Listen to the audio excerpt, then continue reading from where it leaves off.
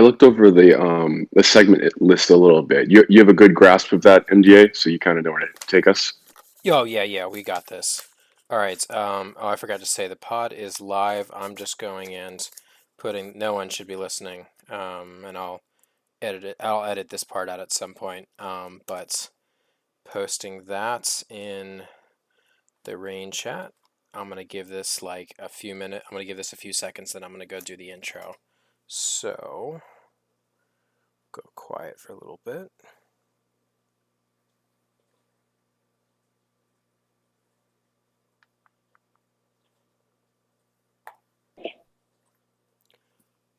And welcome back to the Barbarian podcast. Today is going to be a special episode. Unfortunately, Rock is not here with us. It is going to be me kind of solo hosting, but we do have two guests with us today. We have our two fearless leaders here. We have Man of the Lorian and Shapito here. Go ahead and introduce yourself, guys. Go ahead, Chapito. Hey guys, it's Shapiro again. This is my second time on the podcast. Happy to be back. Fun stuff. Excited to see what we talk about. Very good. Hey, it's Man of the Lorian here, leader of the Returns now. Was leader of Age, and it's great to be on here. Thanks for having me. Appreciate you guys stopping on. So, yeah, let's get started into it. Pretty much, beginning the pods, we are going to go through some basically what we did throughout the week, all the guilds. And for those of you guys that are live on YouTube, we will get to your questions. If you guys put it in the live chat, we will get into it at the end of the pod. So don't worry if you can't stick with us live. You can come back, watch it later. We will answer your questions there. So, anyways, we are going to get into the stats here. I'm going to call you Lorian. I've only just That's known you fine. as Lorian. So, Yeah. why don't you get us started with returns here? What happens? All right. So returns, we won both of our TWs. Both were very lopsided. And the second TW, we full cleared them before they even got to a zone of ours, which was awesome to see. And in light side Geo, we got 11 stars, which was a 1-star improvement from last. And we got 11 cam shards, which was I believe, 7-shard improvement from last time too.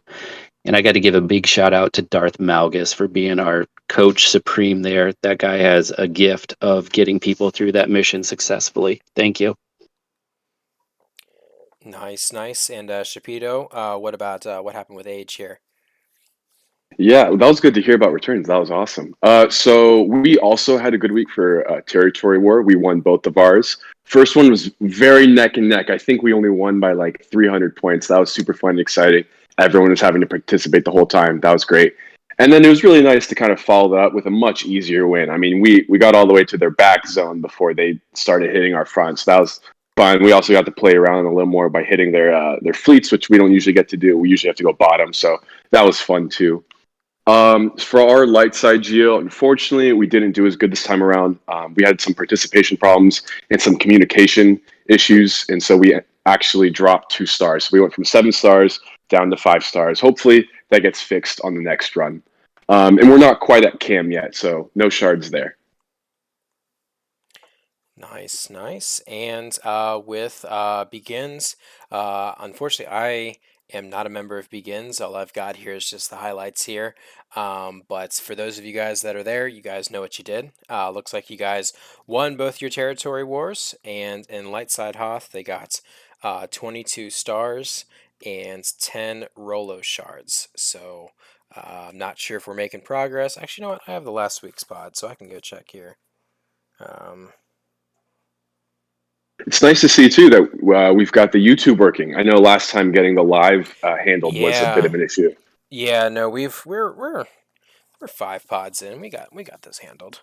Um, it's that's too far back, but you know what? I'm sure you guys are improving here. So, one of the big things that we are kind of happy to announce here, and I'm glad that we've got a lot of our officers here to talk about this. We're actually going to be um, making a new guild. We're going to be making our fourth guild here in the kind Woo! of barbarism family. So I'm going to leave this up to Lorian here to talk about really kind of what the reason for making the new guild, or what we're expecting with this, and how all the movement's going to work. So I'll open up the mic here for you.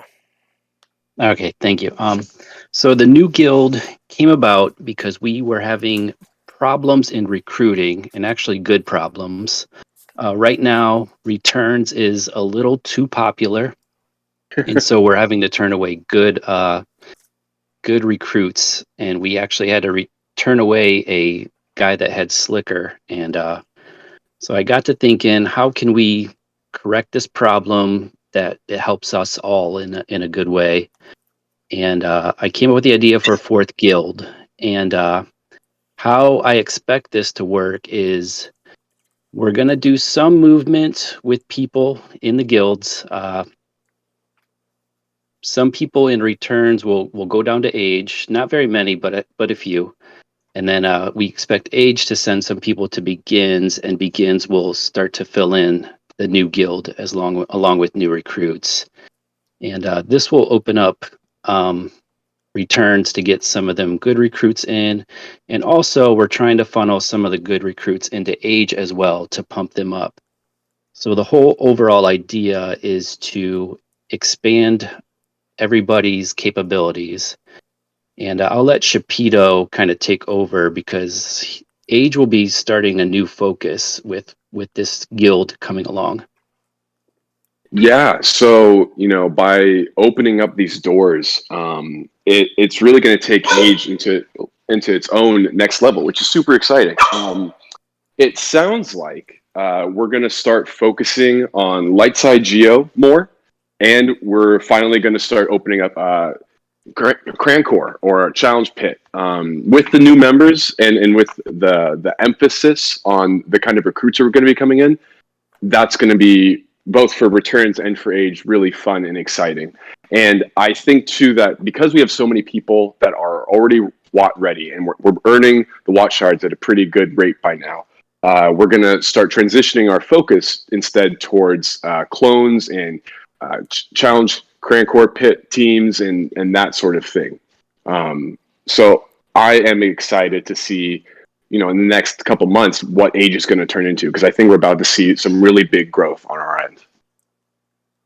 Yeah, I agree there. I see you guys really turning the corner and going to the next level. And going for those teams will help you in all other facets, especially in light side geo. We've accelerated a lot in returns just by building Crancor teams. So it's really helped us in all areas going for Crancor. Yeah, I think it'll be good too because it'll get people more excited to farm the GLs that have been recently buffed. So it's going to provide some reinvigoration for everyone in their farms, which is super awesome. Right. Solid. Right. So, with the new guild, I believe it is Barbarism Eternal. Is that the right? Is that the name that we ended up going with? Correct. So, with this new guild, what territory battles and raids are we looking at as kind of are we looking to do with this new guild?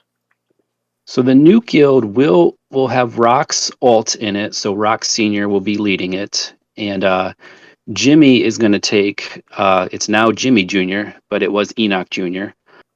So you already have two great accounts that will be able to clear all the heroics. They may need a little help with heroic Sith, but I don't think they'll need much.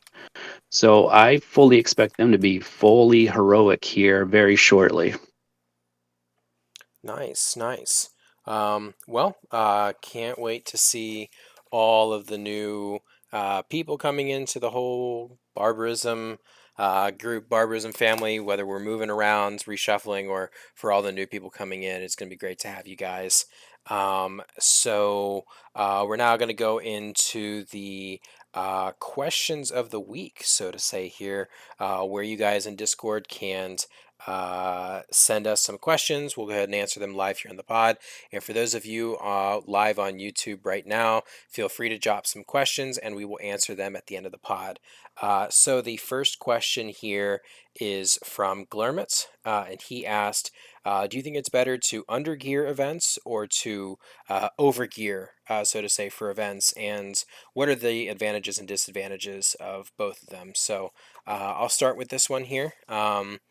I personally like to overgear for events. Now I generally will kind of get, once I'm able to do it, I'll try to see if I can complete it. But I like to gear to make the team relevant, and if I got to go over gear, then I will. I don't like to do an event a couple hundred times and getting the right RNG. I kind of like to make it to where my strategy is what gets me through it and not because of the perfect run. So obviously the advantages that comes with overgearing is that the difficulty and mainly your stress level is a lot lower when you do it. But obviously the disadvantages is that it takes a lot longer because you have to put all these gear to characters, and especially with some of these events, you're having to put gear on characters that you otherwise probably wouldn't gear in the first place. I think the obvious example is like the Thrawn events. Maybe you put all gear 10 on your Phoenix, when in reality, maybe you could have just done it with gear 8 or gear 9. Or maybe for um, a less common example, you're looking at the Jedi Knight Luke events. When you're stuck on the Rolo part, when you're on the part in Cloud City with Rolo, maybe you put more gear on your Lando or your Rolo than what you really wanted to, when in reality, maybe you could have undergeared it. So I personally like to overgear. What about you, Shapito? That's funny because I am going to take the opposite stance on that. I like to go into events with as little investment as I can really get by. Now, there's a caveat to that, as you're mentioning, kind of the stress level, the time commitment. So, personally, what I like to do is I'll just go in with whatever the minimum requirements are, and I'll just see what the event is even like. And if that obviously feels like it's too far of reach and it's going to require like ridiculous finagling to get right, then I'll keep investing into the characters until I feel like I'm at a point where the team is capable of it, and my strategy is on point.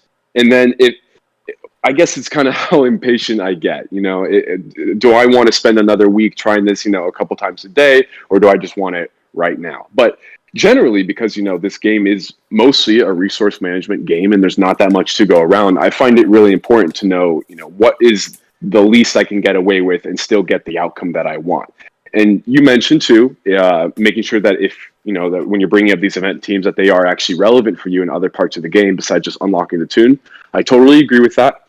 I find it valuable to unlock that tune and then get all my teams of wherever I am at the game, get them to be capable of where my roster is at in the game. And so I like to kind of level up everyone together. And so because of that, my event teams might end up being geared beyond what I initially unlocked the character at.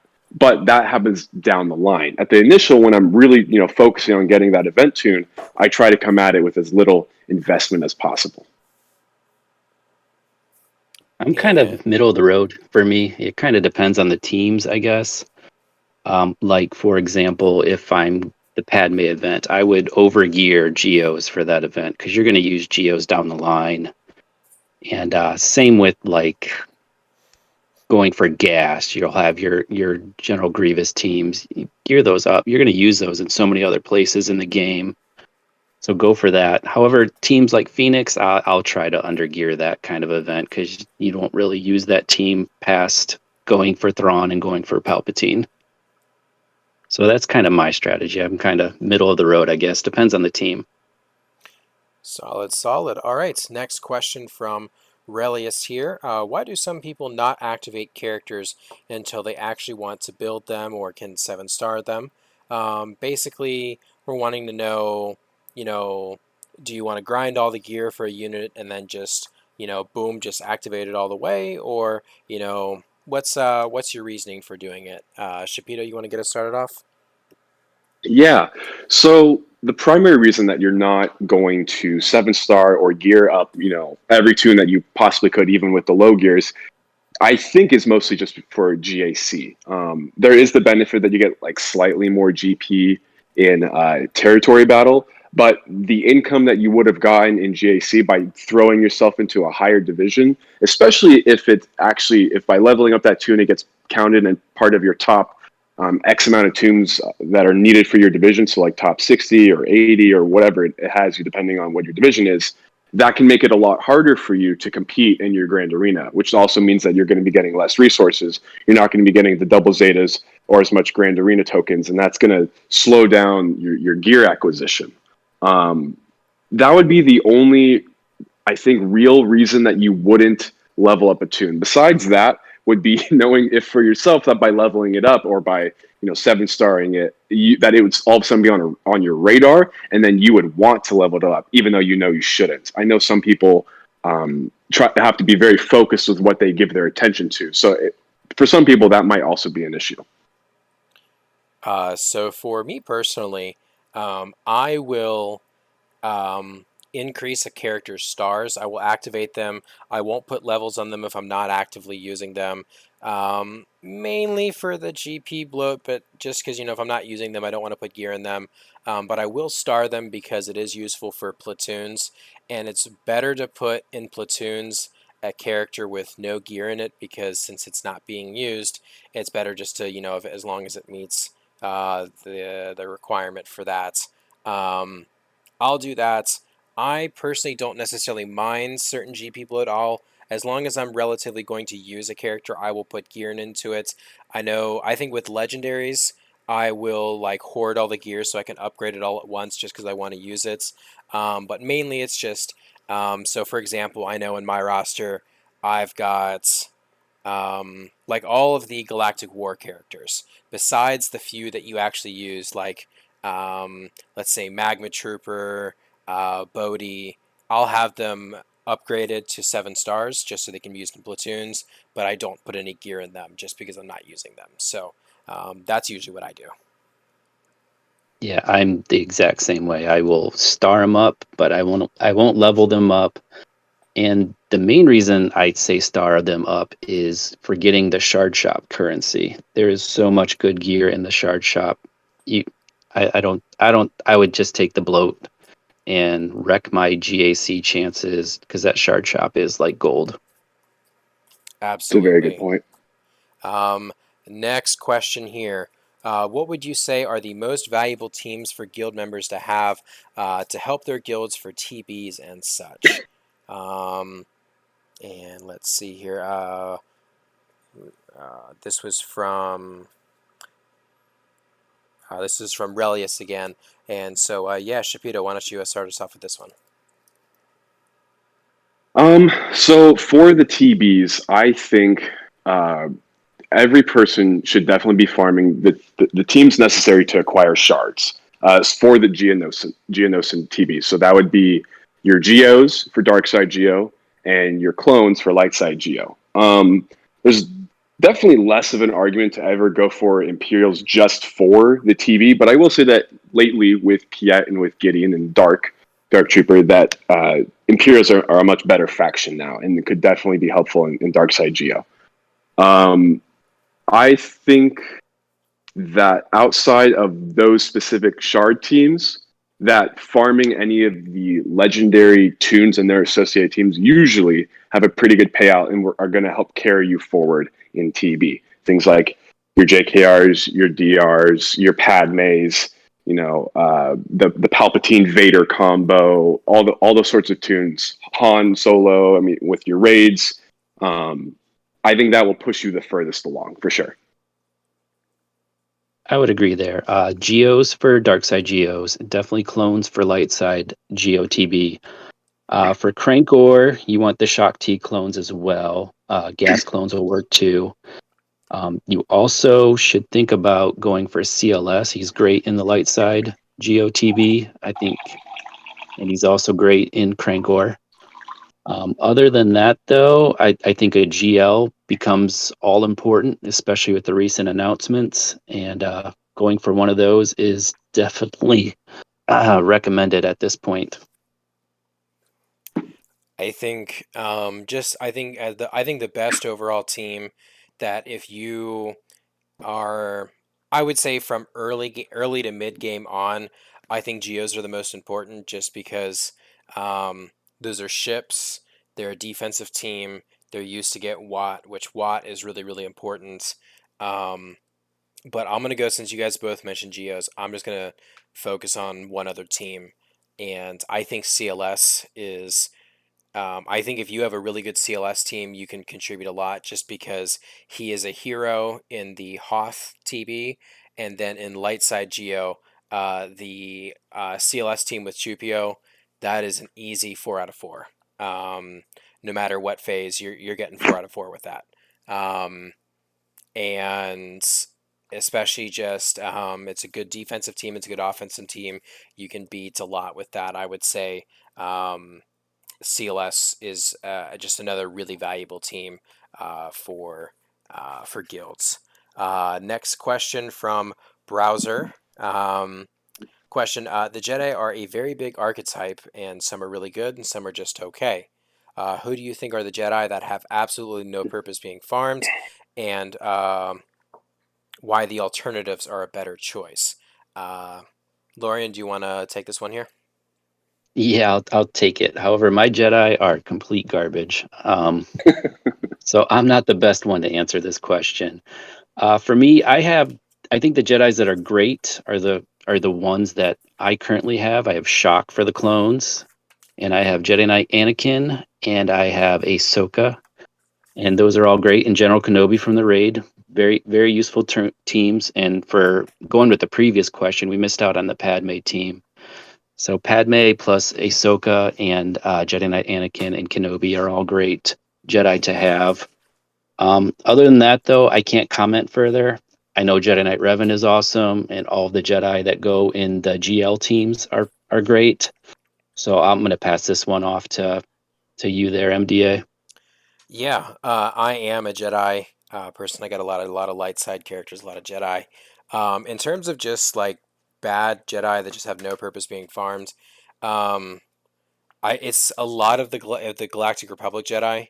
I would say it's, to me it is um, Eth Koth, Kit Fisto, Luminara, and like Jedi Knight Guardian. They just don't fit in any teams. Their kits are super outdated. They don't have good stats, and they just don't. You would be better off putting literally any other Jedi in their spot. Their leaderships are terrible, and like even like I'm sure you've seen the memes with like I'm gonna die, so he's decent in light side Geo. Like Plo Koon's got a ship and he's got the turn meter and all that.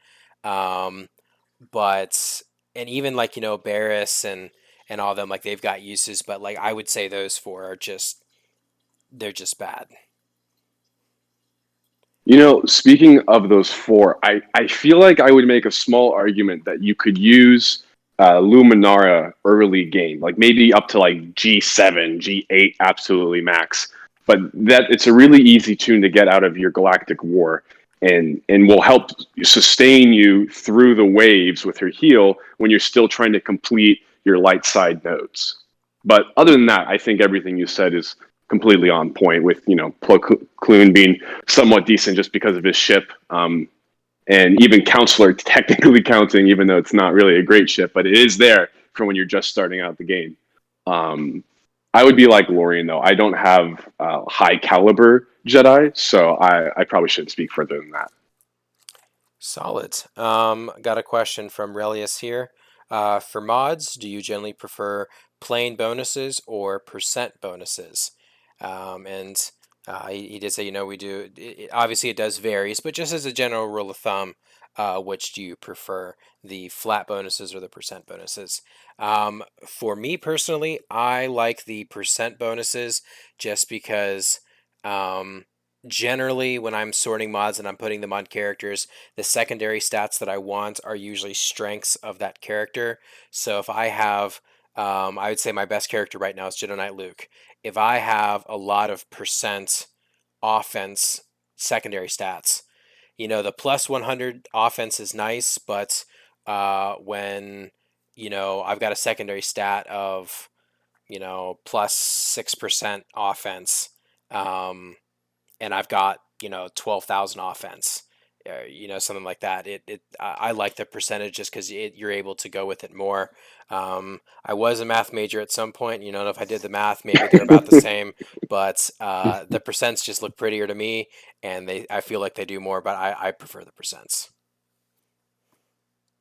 I feel like that like you're saying with the math, that there's a breaking point between when your flat bonuses start to get outweighed by your percent bonuses, and I think roughly you could just call that point gear 13. Any point before gear 13, your numbers are so small that those percents are just not going to matter, especially for something like percent defense. When you look at like the actual stat for defense, it's a flat number, usually somewhere in the hundreds. So adding 20 defense is a lot more than adding 0.5% of defense for those low gear tunes. And this is really apparent on someone like GG, right? His basic is 20% of his max health. When his max health is like 10,000, that's like nothing. But once you get his max health up to like 120,000, all of a sudden he's hitting like an absolute monster. So I think for any low gear tune, anything that's not yet blingy with the yellow or the blue and red, you're going to be wanting those flat increases. Something like plus 1,500 protection, which is I think pretty easy to get, is going to give you a lot more value than something like 0.5% or 1% of just offense. Yeah, I would agree there with everything you just said, Chapito. Like early game, you probably want the flat ones, and then later geared tunes, you probably want percentages. I think that helps you a lot more for what you're trying to do with your mods. I would agree. Solid. From our fearless leader himself, Rock, he was asking, where do y'all see the teams for tunes that were nerfed? Will we start to see more gas teams on defense due to his leadership getting buffed? And is this still an obtainable tune that people should strive to get, as opposed to maybe now just going right for a GL? Shapito, what are you thinking about? Let's just keep it to gas specifically. I think that was the main one here that was really kind of touched. Unfortunately, this is out of my depth for right now. I don't own gas and I don't run against gas. So I can't speak specifically about all the little changes and how that's going to affect the lineup. I do know that gas got buffed when he's with his 501st, something like increased protection recovery, I think. I do know, though, he doesn't have the ignore defense on his basic anymore, so he as well is not as valuable against GL teams anymore. But anywhere outside of that, it seems like gas is going to be in a better place. Yeah, as a guy who has gas and who runs him in squad arena, I think gas became a lot better on defense for sure. I'm curious to see how this will affect the gas mirror matches, because those are some of the most fun mirror matches to run. They're not frustrating at all. They're actually pretty fun and enjoyable to run through. So I'm curious to see how that will affect a mirror match and if it becomes a timeout situation. So I'm interested in myself, but I have a wait and see kind of attitude.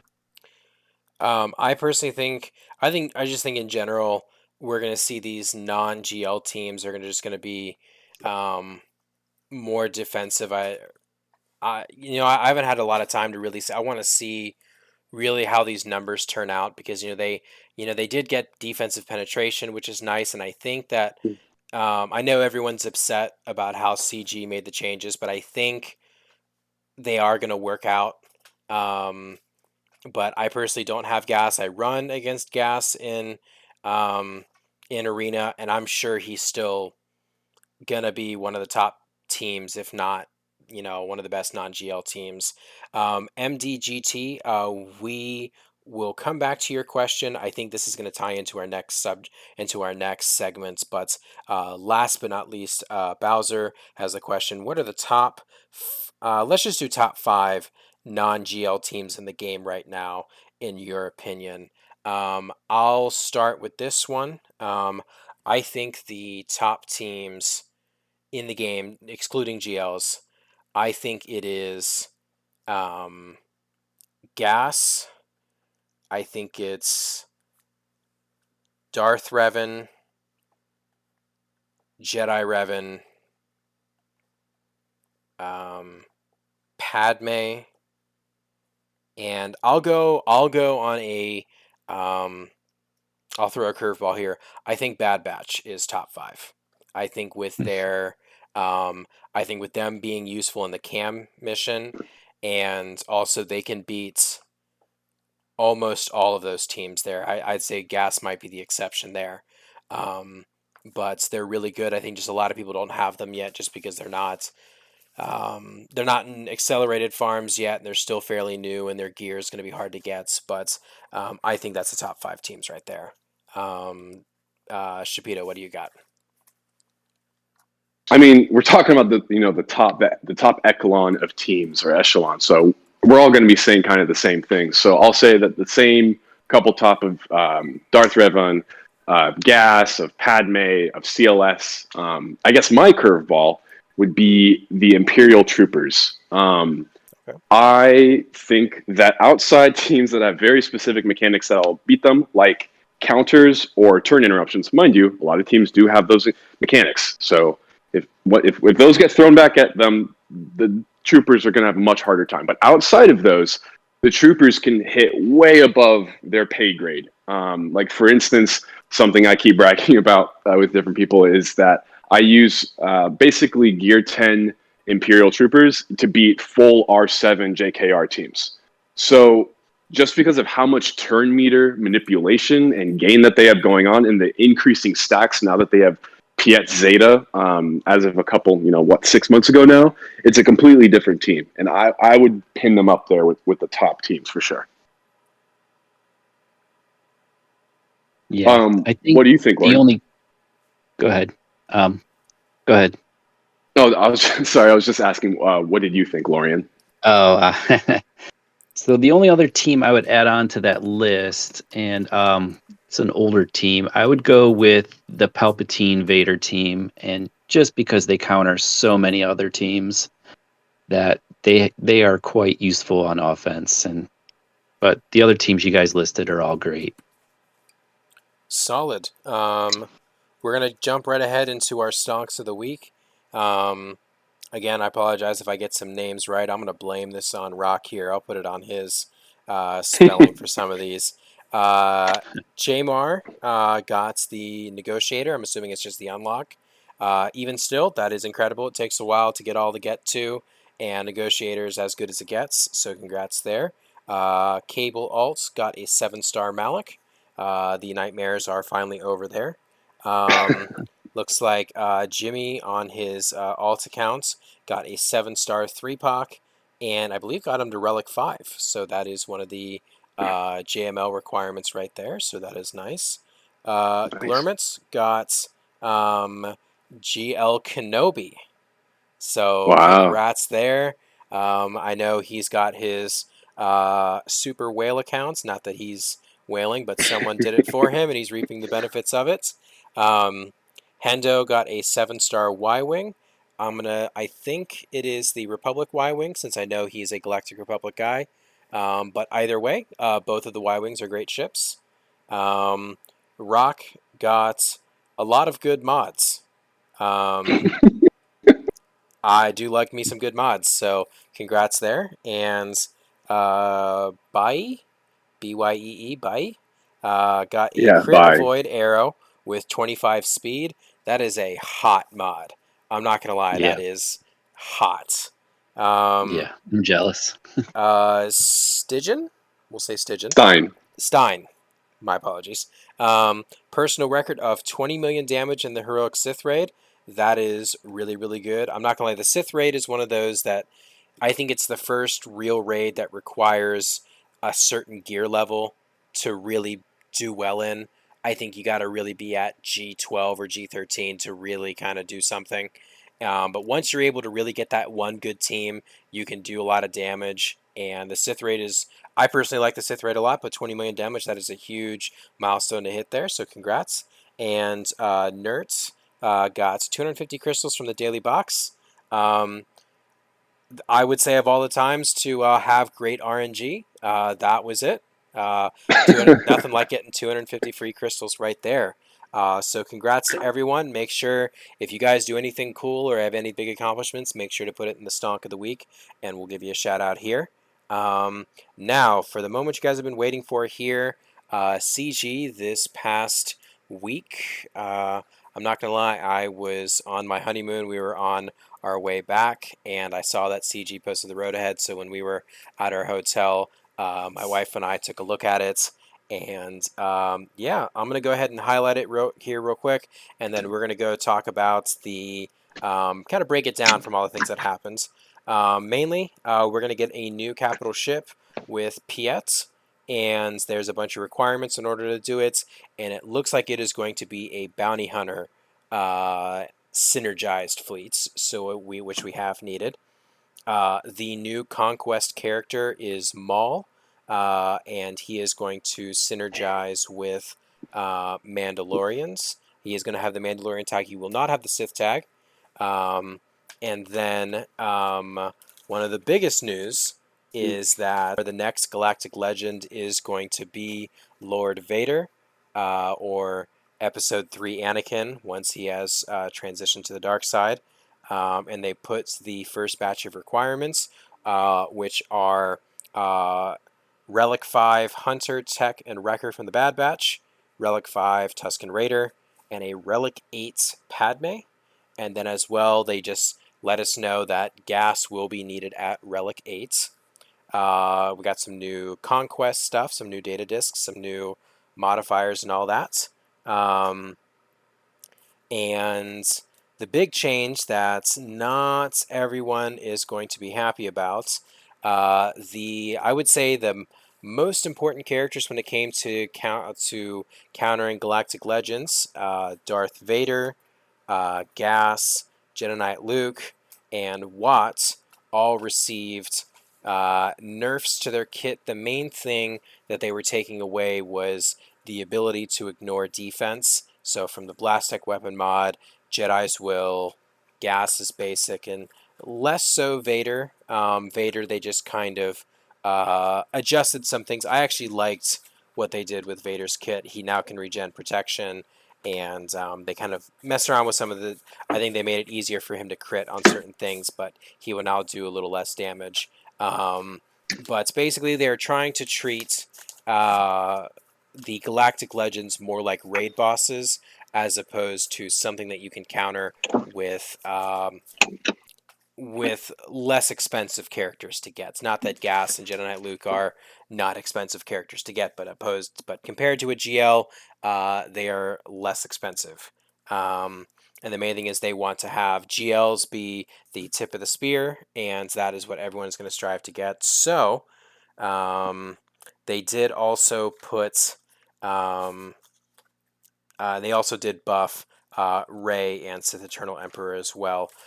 They put obviously the things on the forums, but they also did a YouTube video which highlights the changes that were made a bit more and further. So why don't we start with the Lord Vader requirements? What are you guys thinking from the first batch here? I think It's we're very, very expensive. That's what I see. I see all Bad Batch, all non-accelerated. Yikes! Count me out for this one. I see, yeah, exactly the same thing. It just, I mean, these Bad Batch already have really insane gear requirements, and now, and they're pretty much still brand new, and they're not totally part of the meta yet. And already we now are going to see people rushing to get them to R5. So it's going to be pretty crazy on that end. I'm gonna be the odd man out here. I actually don't mind this. I mean, you guys heard me. I put Bad Batch in my top 5. I was personally going to farm them anyways, just because I wanted to use them in Lightside Geo as the cam team, but as well as just a team that you can 4 out of 4 with. And the good news is that these are going to be...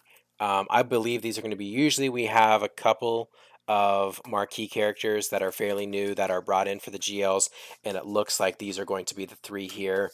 But obviously things are expensive. No one really relics their Tusken Raider, and obviously Relic 8 is going to be expensive. Oh, and I forgot, Relic 9 is coming. I completely forgot Yeah. about Relic 9. We'll get to that in a second, but it is definitely going to be expensive. I personally am actually going to be going for Lord Vader, not rush farming him. I'm currently farming Jedi Master Luke, but after Jedi Master Luke, I am going to go for Lord Vader as my next GL. Um, but we'll see more obviously what he's going to require. I think everyone's kind of holding their breath on Cam as well as some other characters, but we will see with that. Maul, I'm assuming you guys watched the video. Did you guys get, obviously they haven't Yeah. released his kit yet, but I think we all kind of have an idea of what was said there. Lorian, why don't you start us out? What did you think of Maul, and what do you expect him to be? I expect him to be pretty cool, considering that Cat is very cool right now. I expect Maul to be pretty good, and especially in the Lord Vader team. I also like that they gave him the ability where he is buffed against Kenobis. So if you're crazy enough to run 3 Kenobis in your team, you're gonna have a hard time against Maul. Yeah, I really have no frame of reference to know what Maul is going to be turning into. I did watch the video, but I didn't watch the Clone Wars or any of those shows actually personally. So I'm just excited to see, I guess, a cool character get the spotlight. So I'm excited to see what ends up coming out of it. Yeah, and from what I understand here, again, I did watch the video, but I wasn't really paying too much attention. I was kind of getting through it. I'm reading this from the forums right now. Maul is going to have the Mandalore tag, which on the forums it reads, all allies start the encounter with 3 stacks of Beskar armor, which can't be copied, dispelled, or prevented. So Wow, obviously that's going to make... Um, it's going to make it that's super tanky. it's going to make, because obviously I think the biggest complaint about the Mandalorian team was, Bo-Katan lead is, it's kind of cool, and you have the protection recovery with her unique, and the armor passing around Beskar is cool, but it was always, you could always get 1 stack of Beskar out, but you couldn't get any more than that, and the team didn't really have much turn meter manipulation, and they just wouldn't really do much. But now that everyone has Beskar, for those who don't know, you can't be crit with Beskar. You have counter chance, and you recover protection with that. This team could get real scary real fast with that, with everyone having Beskar. So, really curious to see how Maul's going to turn out. I think he's going to be fantastic. They did say that he is going to synergize more with Lord Vader, but I think definitely. He will be able to be used in a multitude of different lineups here. Um, Next, let's talk about the nerfs and buffs here. Shapito, we'll start with you here. What did you think about the decisions to kind of change the way that the game is right now? They say that they did all these changes because they want to open the design space and they want to make like a healthier, more diverse meta. But I don't think I believe that. I'm not seeing how forcing everyone to play into the GL power is going to diversify the meta. I think they're definitely forcing more people to farm the GLs because they take the most amount of time. Now, they are still fun, so that's cool. I mean, they're super powerful. Everyone loves using them. But I guess I did notice that they nerfed Watt by reducing his ignore defense. They did that to a couple tunes, but I think what I've noticed as a theme is anytime they add something to a GL rec, which they just did to Watt with JMK, they don't want them to be super powerful. So I think that makes sense why they decided to reduce some of Watt's power, as well as I think move away from making any of the shard tunes that you get, like Rolo, IPD, Cam, or now Watt. They're not super great. They don't want them to be at the top of the meta. So that's an interesting change. Little sad to see nerfs on, like Thrawn or on Gideon, who's, new for himself. But I guess we'll see. We're gonna see what kind of crazy machinations people are gonna come up with to try and get around. Like, no, I'm not gonna use a GL, and I'm still gonna beat them. So it's gonna be fun to see what that cutting edge becomes. Yeah, I agree 100%. I think the community will find a way to beat GLs without a GL. So I also have kind of a wait and see kind of attitude. It appears most of these changes were made for PvP kind of things. So I think PvE will still stay the same. So I think the TBs and the Rage, I think Watt's still going to be great. I think all these characters that they nerfed are still going to be great in those arenas. But yeah, I'm curious to see what the community comes up with to beat these GLs. And I'm also curious to see what CG will do now that they have a gap between the GLs and the non-GLs.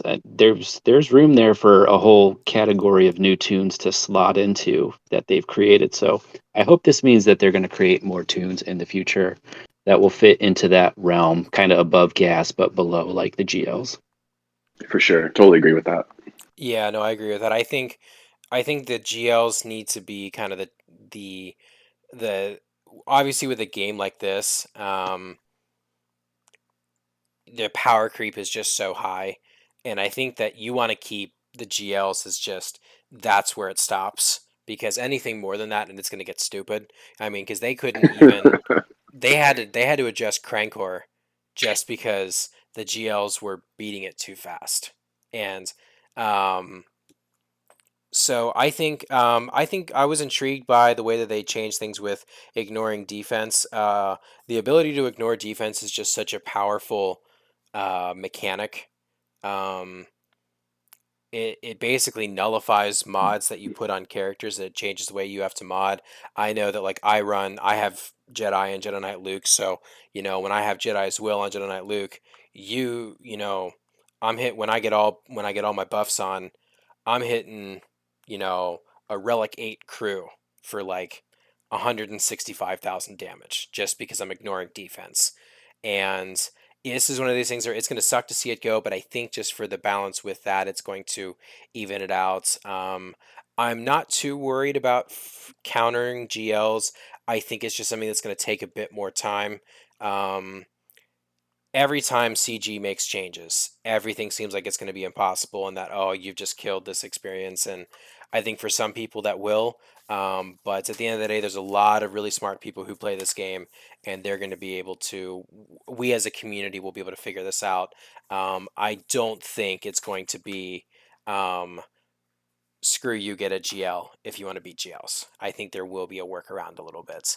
Um, so with that, they did announce Relic 9. Um, I guess let's talk about how do you think, what modes or what method will Relic 9 be earned through, and in terms of like how expensive it is, how expensive do you guys think it will be to go from Relic 8, which is already, mind you, very expensive to get to. So Lorian, why don't you start us off? What's your thoughts about Relic 9? Way too soon, CG on Relic 9. It's way too early. We just got Relic 8. I would say most of the players can't even get Relic 8 mats. It's kind of crazy that they introduced Relic 9 and also the expense of it. Oh my gosh, Relic 7's already terrible. Like I don't even want to think about Relic 9 right now. Yeah, I'm feeling that for sure. They're trying to create more content, but that I don't think was the right way to go about it. If I had to guess where they're going to release it, I think they're making all these changes because they want Conquest to be where the R9 mats are won, which is kind of sad because at the beginning, Conquest was like this another crazy arena with all these like stupid bugs and twerks and like broken crazy combos. That was actually fun to mess around in. It was kind of like a playground again to see like the crazy side of the Swog experience.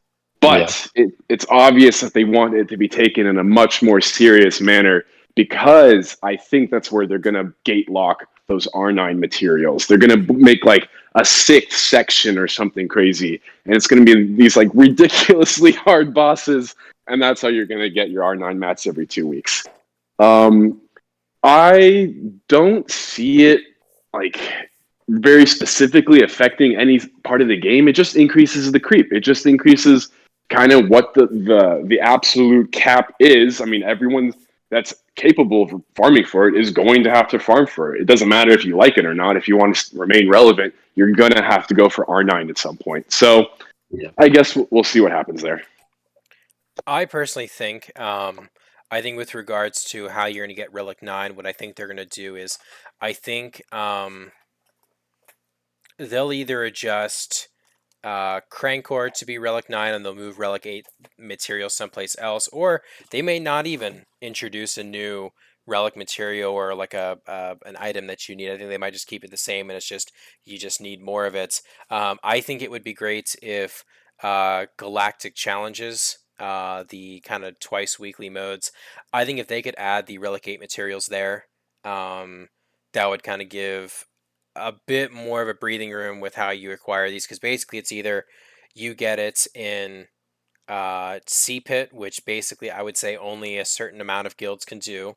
You get it in Conquest Hard mode, and then I would say you get it in Galactic Challenges, and that kind of just gives incentive, because I would say even last pod we talked about, our least favorite modes, and Galactic Challenges was kind of at the bottom. There's just kind of no reason to do it. You get your mod materials there, but other than that, it kind of has no real point. You just, you either have the teams that just destroy the challenge or you don't.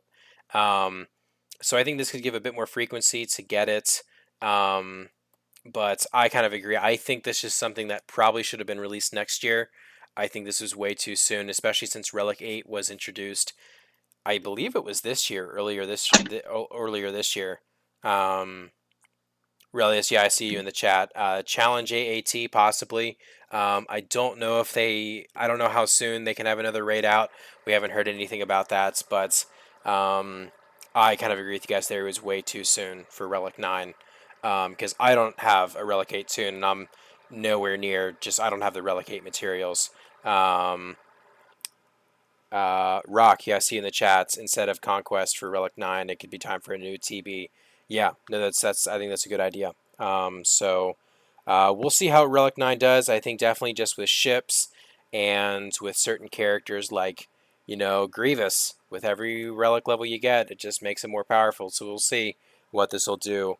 And we'll jump back now to the Executor Ship. The requirements you need to begin the event is Vader Relic 7, Piet Relic 8, Boba Relic 8, TIE Fighter Pilot Relic 5, Bosk R5, IG-88 R5, and Dengar R5. And then the ships are all starting at 4 to 5 stars, and it's mainly the Bounty Hunter and Imperial Fleet ships, and then you'll need 7 stars to complete it. Shapito, what are your thoughts here with the Executor here? Actually, the first thing I think of when I see these requirements is, man, Bosk is in there again. He's on so many different farming lists. It's kind of crazy, which I guess I should be happy about. They're not requiring me to farm some crazy other tune. It's just kind of boring. It's like, we see this guy literally everywhere when it comes to ships, and yet again, he is like required now as R5 to unlock what's going to become the next strongest ship. So, besides that, I think it is cool that they are finally strengthening up, another faction, because we said Executor is going to be Bounty Hunter based, right? Yes, yeah, it's going to be Bounty Hunter based. Yeah, I think that's super cool. I hope that they add more. Most people don't like ships, but I hope that they add more ships to fleet battles, because I think that the roster is super limited at this point, and it makes it super stagnant. I mean, you either have the powerful tunes that you decide to farm for like an entire year, or you don't. So if they could accelerate that and then maybe make up for it by just adding more tunes that you could maybe farm, I think that would be more fun. And I think adding Executor is on the right track in that way. Yeah, I like the requirements as well. As far as it seems like you're farming the team that you're going to need once you get your executor. So I'm okay with the requirements for that, and I hope it's as powerful as the requirements are implying. R5 and R8 tunes and all that. I hope it's as powerful as it at that, and kind of knocks the negotiator and the malevolence out of the meta a little bit. I agree there. I think the only thing, I think of these requirements here, I don't think there's really a bad character. It's not like you're being forced to farm, someone that's bad. Because, like, I would say IG-88 is probably the worst character Hmm. there, but even still, um, especially, I would say he's going to be usable once you get him to R5, and his ship is fantastic, especially like when you get him at Yeah. relics. Um, Definitely, Relic 8 is just going to suck at any time, and especially for a support character.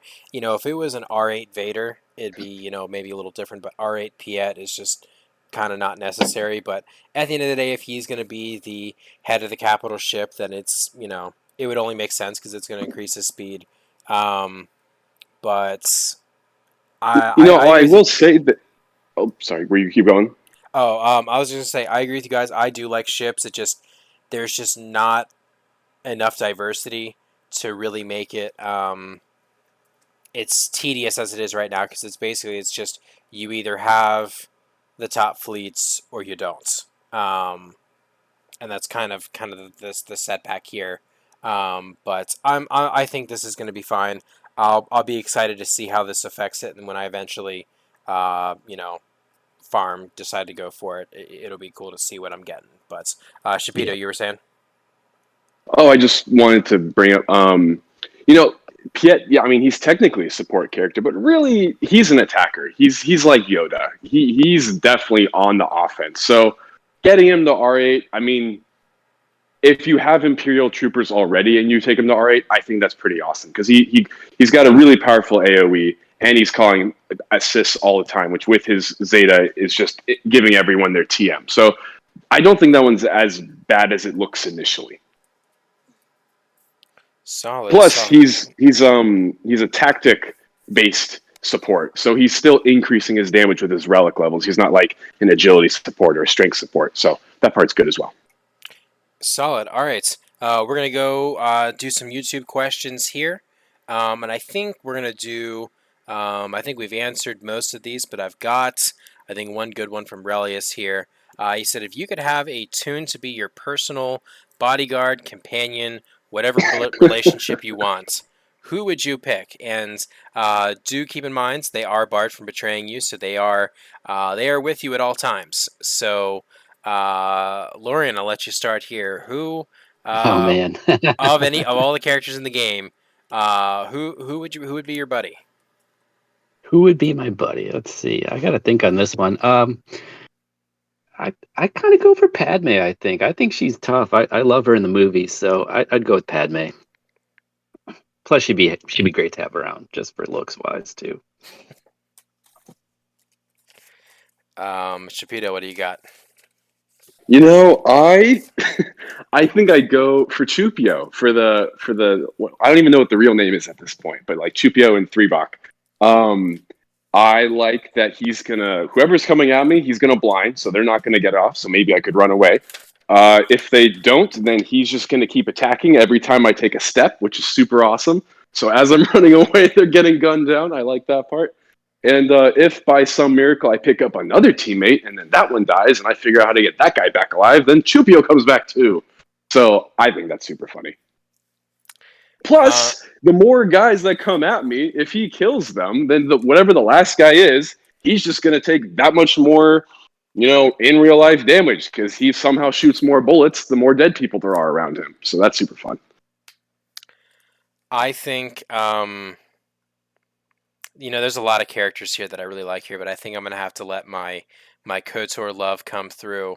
Um, Gotta have HK-47. Um, just because I'm going to choose to believe he's going to have his special synergy with me and not Darth Revan. And, HK is just, I love bringing him around in KOTOR just because his dialogue is just absolutely fantastic.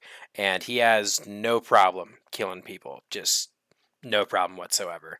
Anyone who comes up, it's assassination protocols being active. I don't know. HK's my guy. He's a protocol droid as well. He can, get me through if there's a language barrier there. But I would say HK. So to kind of wrap That's a great this up, question. yeah, thank you, Relius. Great question there. So to wrap things up, we got to know who you guys are farming. So, Lorian, why don't you tell me who you farming right now? I am full on slicker mode right now. I have 5 out of 13 done. I'm heading there. I'm hoping to get him done by September, October-ish. So we'll see. Nice. Shapito, who you farming right now? Well, a couple weeks ago, I finally unlocked Negotiator, which is super exciting. So I've been farming up all of the ship tunes again. So I've had a revitalized love for fleets in Arena there. As for some of the big farms, I am still going for gas, and I am still going for Ray. I'm finally at the point too where I have almost every single tune 7-starred. So it's just the gear crunch now. So it's just going to take time, but that feels nice. It's like another check mark that I've got. And getting I got General Kenobi to gear 12, which feels super cool. He's like way tankier now. He can actually survive on my Padme teams, and I'm gearing up Bosk at the same time. So I usually level up the attackers like you're supposed to. So it's finally nice to see that my tanks can actually take some hits and that I actually want them tanking and not like hoping for a buff to spell before they wipe. Solid. Well, I just finished Republic Y-Wing, which was an absolute just pain. But I did it for the glory of the guild, and then eventually for when I start gearing up Negotiator and doing all that. But from Nice. right now is Jedi Master Luke. I am at 9 out of 15. The last 6 tunes that I have is Rey at to Relic 7. I have her at Relic 4 right now, and I'm a few of the easy the gray relic materials away. I'm a few of those away to Relic 5. 6 and 7 hurts. Relic 6 and 7 really hurts. 5 isn't too bad. I don't have a problem taking a character to Relic 5, but Relic 6 and Relic 7 just hurts. Yes. R2 to Relic 7, I have him at gear 12. Then it's Chupio and Mon Mothma. Chupio's halfway to 5 stars, and he's gear 8 right now. And then Mon Mothma's just, 3 stars, gear 1, level 1. I haven't touched her since the marquee event. Leia, I am farming right now. She is 1 golden eyeball away from gear 12, and I've got half of her gear 13. And then Wedge is at gear 9. I'll need to take him to Relic 3, but it's coming. And I'm really excited for that. After that, I'll probably go for gas. I've got 18,000 get 1 hoarded right now, so I'm hoping by the time that I'm done with Luke, I can go straight into farming gas and getting him done, and then just taking him to 7 stars as soon as I unlock him. But Nice. yeah, getting Jedi Master Luke is nice. Just it's always nice to get another GL in the guild.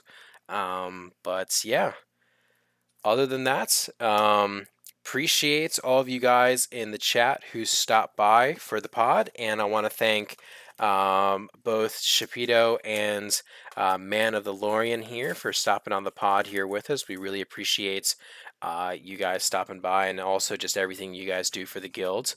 You guys got anything before we hop off? I don't. Thanks for having me. It was a great time. I appreciate it. And thanks for adjusting the schedule to accommodate me. I appreciate it a lot too. Of course. I actually have one fun question before we head off, and it's for Lorian. Uh-oh. Lorian, if you had to pick one person, who do you think is moving the channels? Oh. I actually think it's not anyone. I actually think it's maybe a bot or a Discord bug. So But Man, it's a that's fun conversation to have. I know. This little witch hunt of ours is just over the top. It's super fun though, so I don't mind. Yeah, it is. And but again, appreciate you guys hopping on. And last but not least, for those of you in the chat who didn't know, or for anyone watching this later who did not know, I actually got married about a week and a half ago, and wanted to let Mrs. MDA Gaming come say hello here. So my wife Taylor's here. My wife Taylor's here. So Taylor, you want to say hi? Hi, everyone. Real. Hello. Hello. That's So the real stomp of the week right there. that is the Yeah. It was that was I should have put that in the stonk as a stonk of Yeah. the Big week. stonk. I think that's actually the biggest stonk. Yeah.